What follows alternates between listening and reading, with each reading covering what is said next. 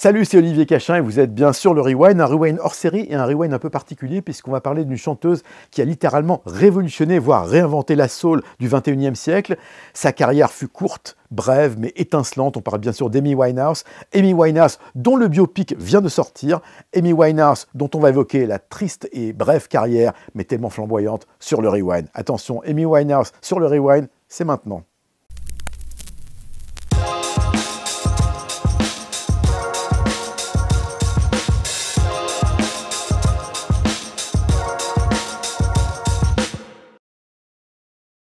Premier album de ce Rewind spécial Amy Winehouse dont on rappelle que le biopic avec Marissa Abela dans le rôle principal, réalisé par Sam Taylor Johnson, est sorti. C'est toute l'histoire de sa vie, enfin une partie de l'histoire. On en reparlera tout à l'heure, mais prenons les choses dans l'ordre. 2003, trois dates importantes dans la carrière et la vie de Amy Winehouse. 2003, sortie du premier album.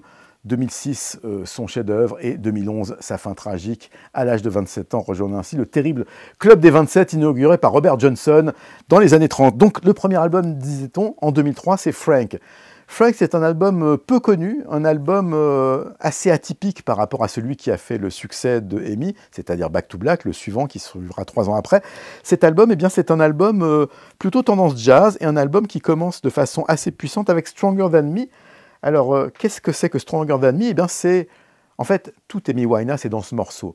C'est un morceau où elle parle de son amoureux de l'époque, pas Blake Fielder-Civil, celui qu'on va voir dans le biopic, et celui qui va à la fois être la source d'inspiration de Back to Black, et également la raison de sa chute, puisque c'est lui qui l'entraînera, notamment dans la dope et dans divers excès.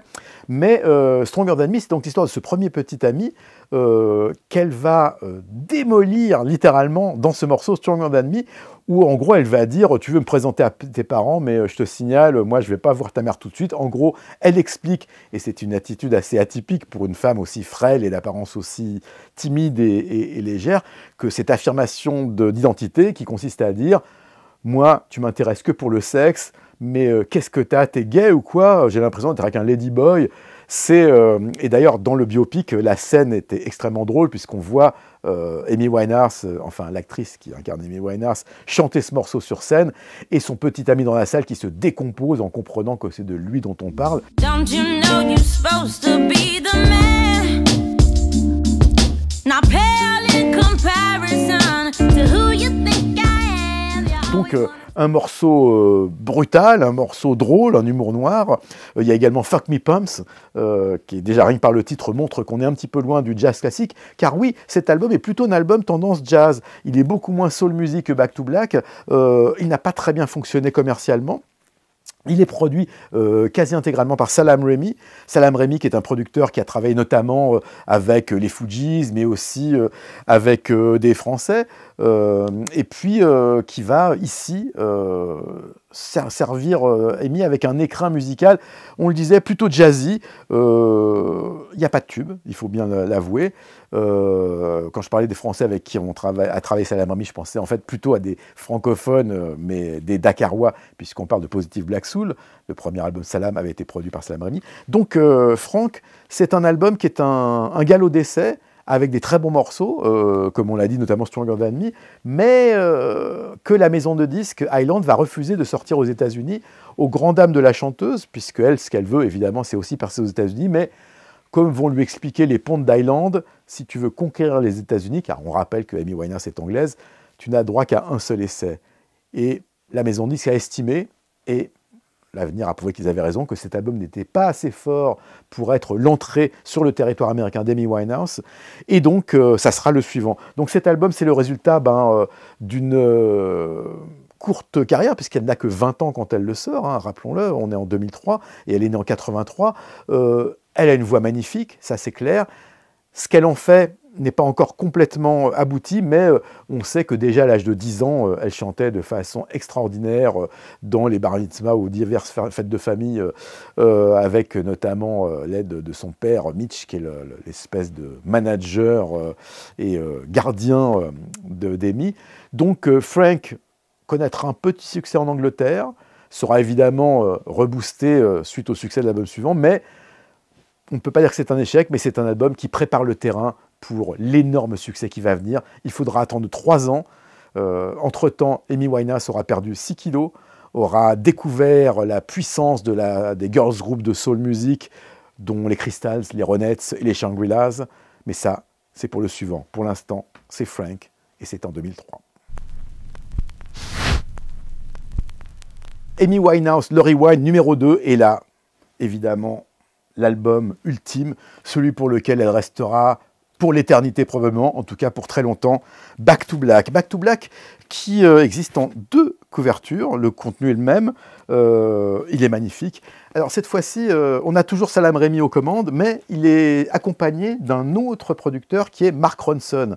Mark Ronson qui par la suite fera des gros succès avec notamment Bruno Mars et puis en solo, spécialiste d'une soul moderne, mais avec Amy, il joue la carte du classique. Et il y a quelque chose qui est assez particulier dans la carrière d'Amy Winehouse et qu'on retrouve à chaque album et qui sera d'ailleurs, d'une certaine façon, la cause de sa perte, c'est que Amy est quelqu'un qui ne peut pas écrire si elle ne vit pas les choses qu'elle raconte. Car, on précise une chose, à une chanson près, Amy Winehouse est auteure-compositrice de l'intégralité de ses chansons. C'est-à-dire que ceux qui disaient « oui, mais bon, c'est une chanteuse soul parmi d'autres, de toute façon, elle a fait qu'un disque important », il faut quand même rappeler que des grandes chanteuses de soul, et on ne citera pas de nom, pour la plupart sont des interprètes. Amy est chanteuse, interprète, et donc aussi auteur-compositeur de ses morceaux. Et donc, le plus terrible, c'est que, c'est ce qu'on va voir d'ailleurs illustré dans le biopic Amy, c'est qu'en fait, avec Marissa Abela, qui d'ailleurs chante les chansons, la voix qu'on entend n'est pas celle d'Amy, mais sur le disque d'Amy Winehouse, sur Back to Black, eh bien, c'est sa vie qui est livrée avec tous les détails. Le titre lui-même, Back to Black, dans la chanson, ça devient Back to Blake aussi, puisque Blake, Fiddler Civil, qui est l'amour de sa vie, qu'elle rencontre et dont elle tombe raide dingue, qui est un type malheureusement pas très fréquentable. Outre ses énormes problèmes de consommation de drogue dure, il est également en couple avec une femme quand il rencontre Amy, et il va retourner auprès de cette femme après la première rupture avec Amy Winehouse. Et c'est ça qui va être le thème de la chanson Back to Black, celle qui donne son titre à l'album, c'est l'histoire d'une rupture. Tu retournes vers elle et moi je sombre dans le noir.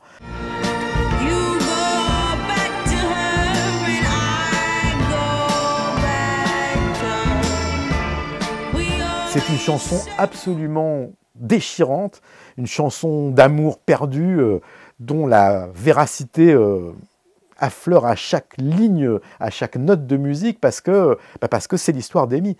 De la même façon que l'album qui ouvre, la chanson qui ouvre l'album Rehab, they wanted me to go to rehab, I said no, no, no. En gros, ils voulaient m'envoyer en cours de désintox, j'ai dit non, non, non, non, non, non. C'est la réalité. C'est effectivement une cure que lui demandaient son père et ses managers qu'elle a refusé. Elle a fini par y aller sur la fin de sa vie. Donc, tout ce qui est raconté par Amy Winehouse est vécu par Amy Winehouse. Et il y a aussi quelque chose qu'il faut préciser, parce que ceux qui disent « oui, bon, c'est un disque de mode et tout, un disque à la mode », sûrement les mêmes que ceux qui disaient au début de Lana Del Rey « c'est la chanteuse d'un morceau ou deux, elle en a 10 albums », eh bien, dans le cas de Amy Winehouse, la soul music n'était pas une musique à la mode quand elle a sorti cet album, et c'est elle qui a contribué à remettre justement au goût du jour ce côté soul à l'ancienne, mais avec une touche de nouveauté. C'est pas du rétro Amy Winehouse, c'est quelque chose qui va au-delà de ça. Donc cet album, rien n'est parfait, mais dans les disques des années 2000, il n'y en a pas beaucoup qui s'approchent à ce point de la perfection. Love is a Losing Game, terrifiant. Just Friends, Back to Black, on en parlait. Tears Dry on Their Own, les larmes sèchent toutes seules. Une voix incroyable, une personnalité aussi, une personnalité qu'on imagine très fragile, et on va le constater au fur et à mesure de l'évolution de sa carrière, parce que presque du jour au lendemain, Amy Winehouse, avec cet album Back to Black, devient une superstar. Son entrée aux États-Unis, cette fois-ci, elle ne va pas la rater, puisque le disque sera un succès également là-bas. En Europe, partout dans le monde, tout le monde fête ce miracle, cette voix incroyable qui sort de ce corps si frêle. Car rappelons qu'elle a perdu 6 kilos, elle a de plus en plus de tatouages, on s'aperçoit qu'elle a aussi beaucoup de problèmes, notamment de nutrition, elle est boulimique, elle se fait vomir, il y a beaucoup de problèmes physiques, et pourtant cette voix énorme est d'une émotion tellement intégrale qu'on n'arrive pas à croire ce qui arrive, mais c'est pourtant le cas, une étoile est née. Le problème, c'est que cette étoile va très vite pâlir et faiblir sous les flashs des paparazzis qui ne cessent de l'acculer, qui la poursuivent partout, un peu comme à une autre époque Britney Spears, dans un autre genre musical. Donc cet album sera le chant du cygne, puisque malheureusement, ce deuxième album sera le dernier qui sortira du vivant de Amy Winehouse. Donc cet album qui est un monument, un album inoubliable, un album déchirant, Back to Black, Amy Winehouse à son meilleur. Le Rewind Amy Winehouse, partie 3. Alors, comment faire une partie 3 quand l'artiste est mort après son deuxième album? Eh bien, les vautours et les maisons de disques savent quoi faire. Bon, je dis vautours, mais bon, là, en l'occurrence, c'est ce que tout le monde voulait. C'est un troisième album. Et ce troisième album, eh bien, il va sortir à titre posthume, puisque donc, le 23 juillet 2011, dans sa demeure londonienne, eh bien, Amy va rendre l'âme à qui elle appartient. Et alors, certains, à l'époque, parlaient de suicide, d'autodestruction. En fait, il semblerait, 13 ans après, que la version officielle soit la bonne. En gros, après une longue période de désintoxication, puisqu'elle avait finalement été en cours de cure de désintox, et donc une longue période sans boire, parce qu'elle était vraiment allée très très loin dans les excès alcooliques, eh bien, un soir, sûrement de déprime, elle recommence à boire et elle va faire un coma éthylique dont elle ne sortira pas. Elle meurt donc à l'âge de 27 ans, on le disait, le club des 27, cette malédiction qui a touché tant de musiciens dans le rock, depuis Robert Johnson jusqu'à Jimi Hendrix, Janis Joplin, Kurt Cobain et plusieurs autres. Eh bien, Amy va rejoindre ce club terrible, mais peu de temps après sa mort, on va avoir donc ce troisième album, Lioness Hidden Treasures, soit la lionne, les trésors cachés, où on va retrouver un morceau qui commençait à bien tourner, qui s'appelle Valérie, avec la version 68.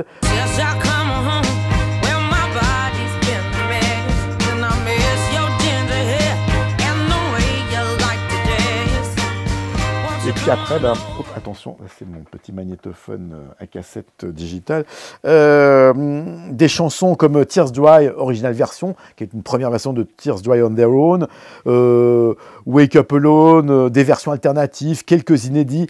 En fait, finalement, pas grand-chose de réellement révolutionnaire parce que, eh bien, il semblerait que, comme Notorious Big, dans un autre domaine musical, eh bien, Amy Winehouse n'ait pas eu tellement d'avance. Elle était, comme on le disait, une personne qui avait besoin de vivre les émotions pour les retranscrire sur disque.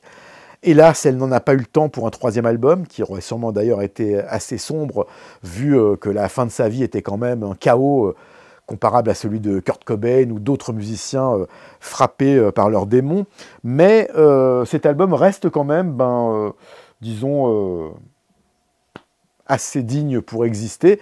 Il faut savoir que même si rien n'était complet, il y avait un certain nombre de morceaux qui étaient en travaux avec quelques maquettes qui étaient en possession du label Island. Et le patron de la maison de disques à l'époque a demandé et obtenu, semble-t-il, de détruire ces démos en expliquant que ça n'était pas des œuvres finies et que Amy n'aurait pas voulu qu'on écoute ces maquettes.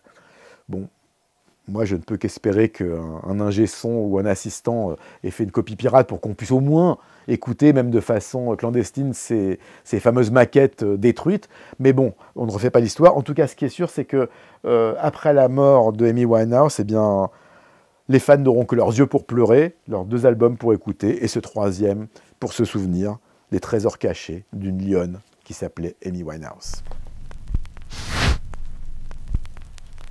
13 ans après la mort d'Amy Winehouse, il est temps maintenant de la retrouver au cinéma, puisque on en parlait tout à l'heure, Marisa Abela, dans le film de Sam Taylor Johnson, incarne Amy Winehouse, un film qui sera aimé par les fans, détesté par certains. Ce qu'on peut dire, c'est que Marisa Abela, en tout cas, incarne avec beaucoup d'intensité Amy Winehouse, et c'est elle qui chante les chansons, donc ça n'est pas de l'imitation d'Amy, c'est plutôt une réinterprétation de certains de ses tubes. Mais pour terminer ce rewind, puisque les trois albums qu'on vient de découvrir sont les trois seuls albums officiels sortis sous son nom, mais il y a quand même eu quelques autres trucs, notamment dans un coffret, cet album de rareté, Rarities, où on va retrouver des lives dans les sessions de la BBC, au festival iTunes à Londres en 2006. Donc quelques exemples, bon c'est un peu un best-of live avec quelques demi-inédits, qui est tout à fait correct. Faut savoir que sur scène, Amy Winehouse, c'était pile ou face. Hein. J'ai eu la chance de la voir au Zénith de Paris, quand ils ont déplacé le concert de l'Olympia, qui a été très vite plein, dans une salle plus grande, en l'occurrence le Zénith. Sa prestation était vocalement à la hauteur, mais c'est comme si elle n'était pas là, elle était absente. Et puis, on en a vu quelques-unes sur Internet, sur YouTube. Il y a quelques-uns des derniers concerts où là, c'était carrément vraiment d'une tristesse à fondre l'âme, puisqu'on voyait une personne en perdition, qui n'avait plus de voix, et qui n'était pas à la hauteur de son répertoire. Répertoire magnifique, donc on préfère rester sur le souvenir d'une Amy Winehouse en pleine forme et avec tout le talent qui la caractérise. Et on terminera donc ce Rewind avec cet album, qui est un double live. I Told You I Was Trouble. Je vous avais prévenu que j'étais une emmerdeuse, que je pouvais causer des soucis. C'est un album enregistré en 2007 dans la salle du Shepherd's Blues Empire. Donc 4 faces de vinyle.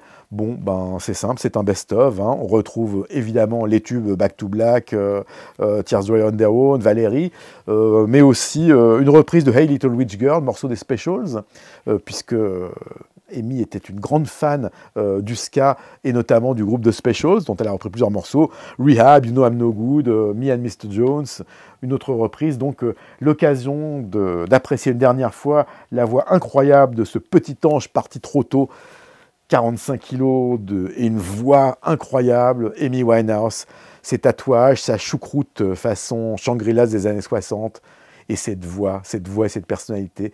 Retrouvera-t-on quelqu'un de la carrière d'Amy Winehouse ?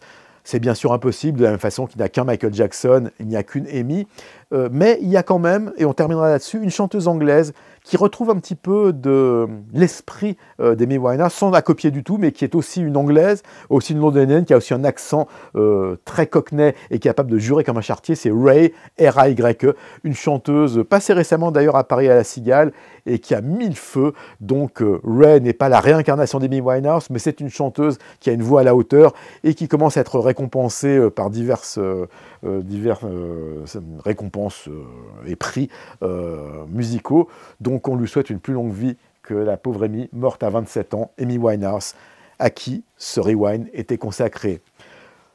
Voilà, c'est la fin de ce Rewind spécial Amy Winehouse. N'oubliez pas de vous abonner à la chaîne YouTube sonvideo.com et de liker cette vidéo. On se retrouve très bientôt pour un Rewind mensuel, puisque c'est tous les mois, et un prochain hors-série. Restez connectés, restez branchés. À bientôt. C'était Olivier Cachin. Salut.